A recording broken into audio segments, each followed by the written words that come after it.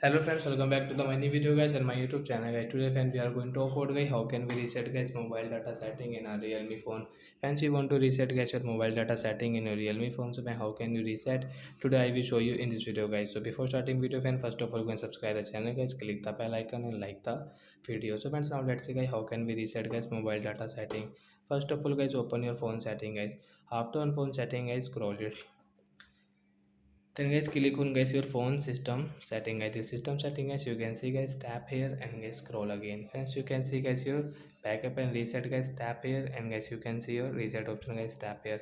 Friends, you can see mobile network guys, mobile data setting will tap here to reset. After 4 and 5 setting guys, your setting will complete, means your mobile data setting has been reset in your Realme phone and guys you can use your mobile data setting without any problem. So like that guys, we can reset mobile data network. So that's it guys, thanks for watching the video guys. We will meet on next video with new topic. Bye guys.